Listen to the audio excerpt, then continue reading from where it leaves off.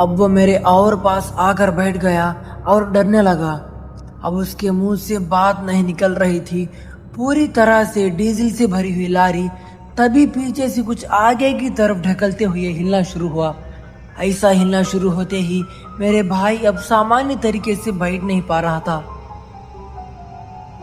इसकी आगे की कहानी सुनने से पहले हमारी चैनल को सब्सक्राइब कर लो।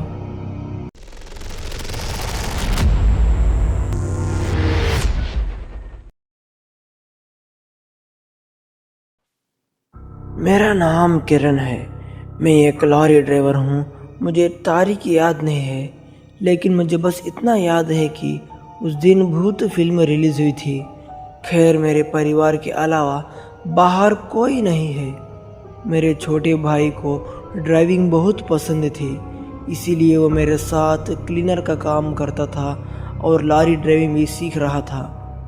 ठीक उसी दिन जब भूत और डरना मना है फिल्म रिलीज हुई थी, मैं और मेरा भाई अपने गांव से अनाज लेकर मुंबई राइस मिल गए थे। जब हम मिल पहुंचे तो रात के 8 बजे थे। ठीक उसी समय तक मिल में काम करने वाले सभी मजदूर अपने अपने घर पहुंच चुके थे। तभी मिल के मालिक ने मिल का गेट बंद करने का सोचा, लेकिन कुछ ही पल पहले हम वहां पहुंच गए तो मिल के मालिक हमें बुलाया। अभी तक सभी मजदूर जा चुके हैं। अगर तुम 1 घंटा पहले आते तो अनाज उतार दे वाले थे, लेकिन तुम्हारे देर से आने की वजह से वे चला गए। अब हम कुछ नहीं कर सकते। फिर सुबह 10 बजे मजदूर आएंगे। उनके आने के बाद हम तुरंत तुम्हारी लॉरी से अनाज उतार देंगे। आज रात तुम इंतज़ार करो। इस पर मैंने कहा, ठीक है सर, आप जाइए, हम सुबह तक इंतज़ार करेंगे। इस पर मालिक ने कहा, ठीक है, लारी को अंदर ले जाओ, सड़क पर खड़े रहना ठीक नहीं है। सर, पूरी रात यहाँ रुकना मुश्किल है ना, हम थोड़ी देर घूम कर आते हैं, आप जाइए, लारी यहीं खड़ी रहेगी, मैंने कहा।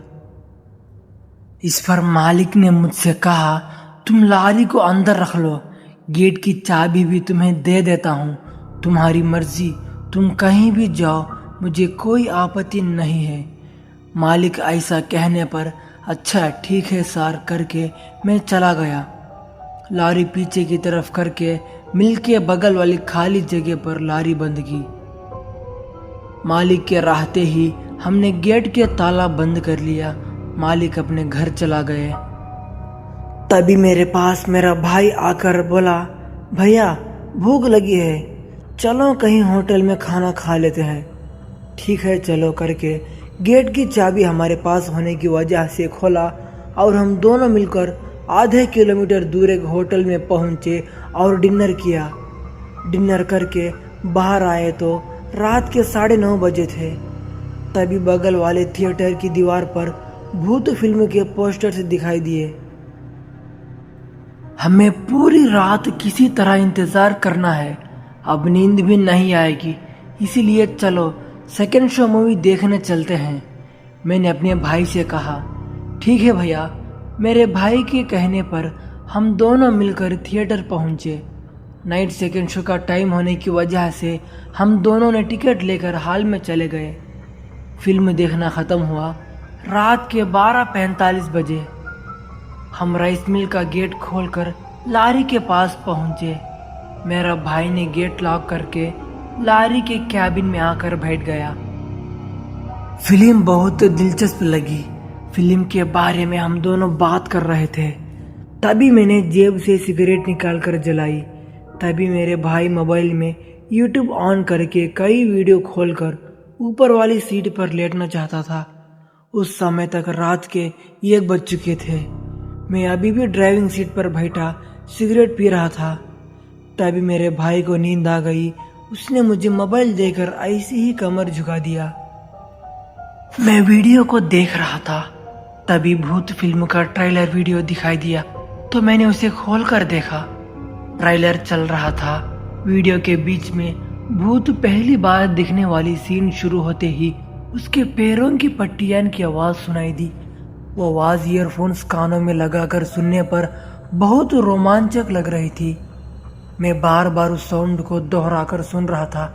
जितना सुनता उतना ही ज्यादा सुनाई देता उस पट्टियों की आवाज़। और इतनी ही मैं जब मोबाइल की तरफ ही देख रहा था, मैंने करवट ली तो वो आवाज़ सुनने के बाद आसपास के अंधेरे में मुझे लगा जैसे कोई चीज़ मुझे आकर्षित कर रही है। मैं डर गया। ये एकदम से कान में लगी ईयरफोन निकाल कर पास में फेंक दिया। ईयरफोन्स निकाल कर देखा तो मुझे कुछ सुनाई नहीं दे रहा था। मतलब शायद मुझे ऐसा इफेक्ट लगा था। ईयरफोन्स हटाकर फिर से वही वीडियो जारी रखी, लेकिन इस बार वो आवाज़ बहुत अलग सुनाई दी, क्योंकि कभी कभी आवाज़ अलग अलग तरह से सुनाई देती है। इसीलिए फुल वॉल्यूम पर साउंड लगाकर इस बार उसी वीडियो को दोबारा दोहरा कर देखना शुरू किया। पट्टियों की आवाज़ साफ सुनने पर लगा कि इतनी आवाज़ मोबाइल से कैसे आ रही है। तुरंत मैंने अपने भाई को बुलाया।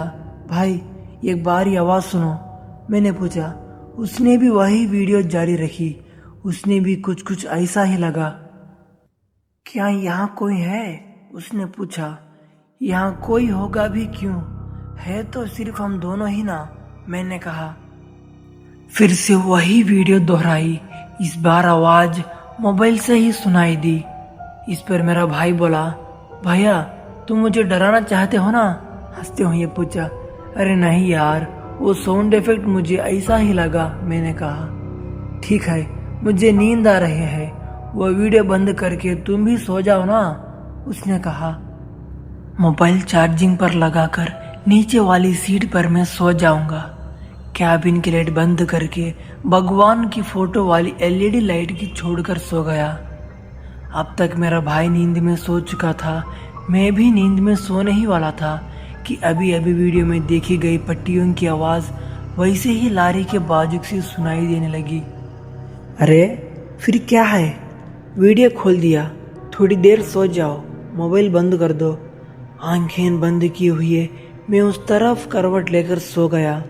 फिर भी वो पट्टियों की आवाज़ अभी भी वैसे ही सुनाई देने लगी। सुन, मुझे नींद आ रही है, मोबाइल बंद करने से पहले सो जाना। इस बार मैंने अपने भाई से थोड़ा गुस्से में कहा, लेकिन उसने मोबाइल का साउंड और बढ़ा दिया था। पट्टियों की आवाज़ बहुत ज़्यादा सुनाई देने लगी। सोना चाहता था, लेकिन ठीक है, मुझे थोड़ा गुस्सा आया। क्या है, तुम नींद नहीं आने दे रहे, मोबाइल बंद करोगे या नहीं? गुस्से में चिल्लाकर उठकर बैठ गया। नींद से उठकर ऊपर वाली सीट पर बैठे भाई की तरफ देखा तो वो आराम से सो रहा था। मोबाइल चार्जिंग पर लगाया हुआ था और वो पैरों की पट्टियों की आवाज़ अभी भी वैसा ही सुनाई दे रही थी। अरे देखो तो ये सो गया है। पट्टियों की आवाज़ अभी भी सुनाई दे रही थी। ये क्यों हो रहा है? हवा के लिए खुले लारी के दरवाजे से मैंने अपना सिर बाहर निकाल कर देखा। उसके बगल में सब जगह अंधारा छाया हुआ था। सामने तो वहां मुझे अंधेरे के सिवाय कुछ भी दिखाई नहीं दे रहा था,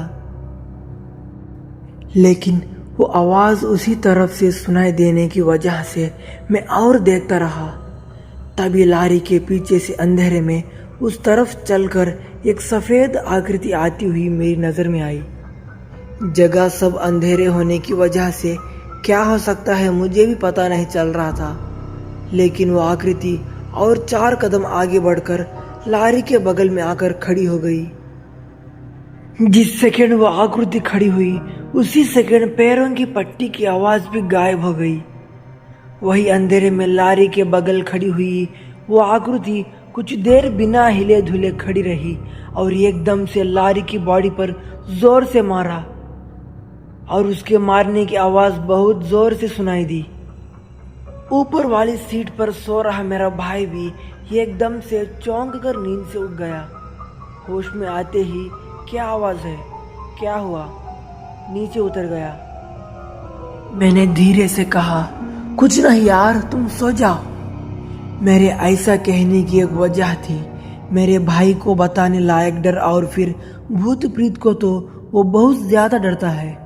अगर वहाँ कुछ भी है तो उसे संभालना मेरे साथ नहीं होता, इसीलिए मैंने झूठ बोल दिया। लेकिन उसे कुछ छोटा सा शौक हुआ। इतनी आवाज आई तो क्या कोई है?